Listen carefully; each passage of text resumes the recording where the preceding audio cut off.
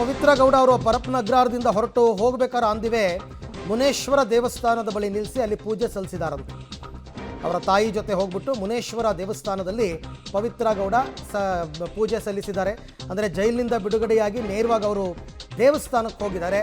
ಮೊದಲ ಕರ್ತವ್ಯ ದೇವರ ದರ್ಶನವನ್ನು ಮಾಡ್ತಕ್ಕಂಥದ್ದು, ಅವರವರ ಭಕ್ತಿ, ಅವರವರ ಭಾವನೆ. ಹಾಗಾಗಿ ಅವರು ಅಲ್ಲಿ ಹೋಗಿ ದೇವಸ್ಥಾನಕ್ಕೆ ಹೋಗಿ ಪೂಜೆ ಸಲ್ಲಿಸಿ ಅಲ್ಲಿಂದ ಇನ್ನು ಮುಂದಕ್ಕೆ ಆಗಿದ್ದೆಲ್ಲ ಆಗೋಯ್ತು, ಕಳೆದೋಯ್ತು, ಇನ್ನು ಮುಂದಕ್ಕೆ ಒಳ್ಳೇದು ಮಾಡಪ್ಪ ಅಂತ ದೇವರಲ್ಲಿ ಕೇಳಿಕೊಂಡು ಆನಂತರ ಅವರು ವಾಪಸ್ ಅವರ ಜರ್ನಿಯನ್ನು ಕಂಟಿನ್ಯೂ ಮಾಡಿದ್ದಾರೆ ಅಂತ ಮಾಹಿತಿ ಬರ್ತಾ ಇದೆ. ಮುನೇಶ್ವರ ದೇವಸ್ಥಾನಕ್ಕೆ ಅವರು ಹೋಗಿದ್ದರು, ಮುನೇಶ್ವರ ದೇವಸ್ಥಾನದಲ್ಲಿ ಪೂಜೆಯನ್ನು ಸಲ್ಲಿಸಿದರು. ಈ ಮಾಹಿತಿ ಈಗ ಬರ್ತಾ ಇದೆ. ಏನೋ ನಿಂಬೆ ಹಣ್ಣಿನ ಹಾರ ಹಾಕಿ ತಾಯಿ ಭಾಗ್ಯಮ್ಮ ಅವರು ಕೂಡ ಪೂಜೆಯನ್ನು ಮಾಡಿದ್ದಾರೆ ಅಂತ ಮಾಹಿತಿ. ದೇವಾಲಯದ ಮುಂದೆ ದೃಷ್ಟಿಯನ್ನು ತೆಗೆದಿದ್ದಾರಂತೆ ಕುಟುಂಬಸ್ಥರು ಪವಿತ್ರ ಗೌಡಗೆ, ಯಾರ ಕೆಟ್ಟ ಕಣ್ಣು ಇನ್ನು ಬೀಳದೇ ಇರಲಿ ಅಂತ. ಜೈಲಿನಿಂದ ಈಗ ಮನೆಯತ್ತ ಅವರು ಹೊರಟಿದ್ದಾರೆ ಅಂತ ಮಾಹಿತಿ ಸದ್ಯಕ್ಕೆ ನಮಗೆ ಲಭ್ಯವಾಗ್ತಾ ಇರತಕ್ಕಂಥದ್ದು. ಪವಿತ್ರ ಗೌಡ ಅವರು ಇವತ್ತು ಪರಪ್ಪನ ಅಗ್ರಹಾರದಿಂದ ಹೊರಗೆ ಬಂದು ಅಲ್ಲಿಂದ ಮುನೇಶ್ವರನ ದೇವಸ್ಥಾನಕ್ಕೆ ಹೋಗಿ ಪೂಜೆ ಸಲ್ಲಿಸಿ ನಿಂಬೆಹಣ್ಣು ಹಾರ ಹಾಕಿ ಅದೃಶ್ಯದಲ್ಲಿ ತಾವು ಅದನ್ನೆಲ್ಲವನ್ನು ಕೂಡ ನೋಡ್ತಾ ಇದ್ದೀರಾ. ಪವಿತ್ರ ಗೌಡ ಅವರ ತಾಯಿ ಭಾಗ್ಯಮ್ಮ ಅವರು ಪೂಜೆಯನ್ನು ಮಾಡಿ ದೃಷ್ಟಿ ತೆಗೆದು ಆನಂತರ ಅಲ್ಲಿಂದ ಅವರು ಹೊರಟಿದ್ದಾರೆ.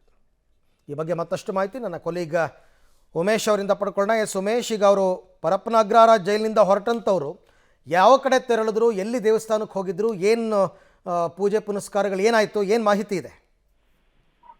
ಇಂದು ಸುಮಾರು 9:30 ಸುಮಾರಿಗೆ ಇವತ್ತು ಪವಿತ್ರ ಗೌಡ ಪರಪ್ಪನಗ್ರಹಾರ ಜೈಲಿಂದ ಬಿಡುಗಡೆ ಆಗಿರುವಂತದ್ದು. ಬಿಡುಗಡೆ ಆದ ನಂತರದಲ್ಲಿ ಅವರು ನೇರವಾಗಿ ಸ್ಥಳೀಯ ಪೊಲೀಸ್ ಠಾಣೆಗೆ ಹೋಗಿ ಅಲ್ಲೊಂದು ಸಹಿ ಮಾಡಿ ನಂತರದಲ್ಲಿ ಅಲ್ಲಿಂದ ಈಚೆ ಬಂದಿರುವಂತದ್ದು. ಬರೋಕ್ಕೂ ಮುಂಚೆನೆ ಅವರ ತಾಯಿ ಭಾಗ್ಯ ಬಂದಿದ್ರು ಅಲ್ಲಿ ಪರಪ್ಪನಗ್ರಹಾರ ಜೈಲ್ ಹತ್ರ. ಪರಪ್ಪನಗ್ರಹಾರ ಎಂಟ್ರೆನ್ಸ್ ಗೇಟ್ ಅಲ್ಲೇ ಮುನೇಶ್ವರ ಇರುವಂತದ್ದು. ಆ ದೇವಸ್ಥಾನಕ್ಕೆ ವಿಶೇಷ ಪೂಜೆ ಮಾಡಿ ಅಲ್ಲಿ ನಿಂಬೆಹಣ್ಣಿನ ಹಾರ ಹಾಕಿ ಪೂಜೆ ಮಾಡ್ತಾರೆ. ಪೂಜೆ ಮಾಡಿದ್ದಾದ ನಂತರದಲ್ಲಿ ಯಾವಾಗ ಪವಿತ್ರ ಗೌಡ ಈಚೆ ಬರ್ತಾರೆ, ಈಚೆ ಬಂದ ಮೇಲೆ ನೇರವಾಗಿ ಅವರನ್ನು ಕರ್ಕೊಂಡು ಹೋಗಿ ಮುನೇಶ್ವರ ದೇವಸ್ಥಾನ ಹತ್ರ ಮತ್ತೆ ಪೂಜೆ ಮಾಡಿಸಿ ಮತ್ತೆ ಅಲ್ಲಿಂದ ಕೈ ಮುಗಿದು ಈಗ ಏನು ಪರಪ್ಪನಗ್ರಹಾರ ಜೈಲಿಂದ ಇವಾಗ ನೈಸ್ ರೋಡ್ ಮುಖಾಂತರ ಆರ್.ಆರ್. ನಗರದ ಕಡೆಗೆ ಅವರು ಹೋಗ್ತಾ ಇರುವಂತದ್ದು.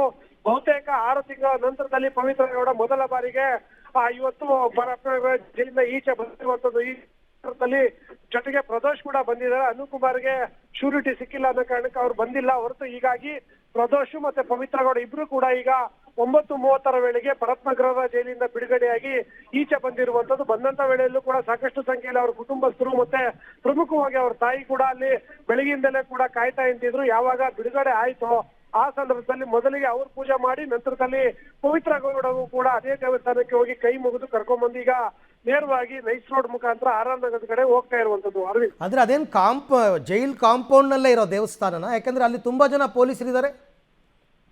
ಅರವಿಂದ್, ಅದು ಜೈಲ್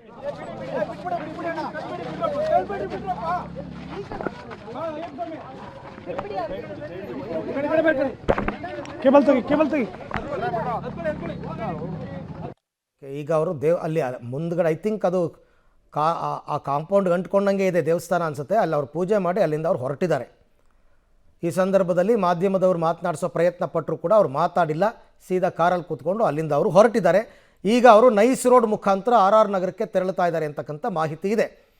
ಎಲ್ಲ ಅಲ್ಲಿ ನೋಡ್ತಾ ಇದ್ದೀರಲ್ಲ, ನಿಂಬೆಹಣ್ಣಲ್ಲಿ ದೃಷ್ಟಿ ತೆಗೆದಿರ್ತಕ್ಕಂಥದ್ದು. ದೃಷ್ಟಿಯೆಲ್ಲ ತೆಗೆದು ಅವರು ಹೊರಗಡೆ ಕಾರ್ ಇರೋ ಜಾಗಕ್ಕೆ ಬಂದಾಗ ಸ್ವಲ್ಪ ಅಲ್ಲಿ ಕ್ರೌಡ್ ಜಾಸ್ತಿ ಆಯಿತು. ಅಲ್ಲಿ ತನಕ ಮಾತ್ರ ಪೊಲೀಸರು ಬರ್ತಕ್ಕಂಥದ್ದು. ಅಲ್ಲಿ ತನಕ ಬಂದು ಬಿಟ್ಟು ಕೊಟ್ಟು ಅಲ್ಲಿಂದ ಮುಂದೆ ವಾಪಸ್ ಅವರು ಇವರೆಲ್ಲ ಅವ್ರು ಹೊಟ್ಟೋಗ್ತಾರೆ ವಾಪಸ್ ಜೈಲಿಗೆ, ಅವ್ರವ್ರ ಕರ್ತವ್ಯ ನಿಭಾಯಿಸೋದಕ್ಕೋಸ್ಕರ.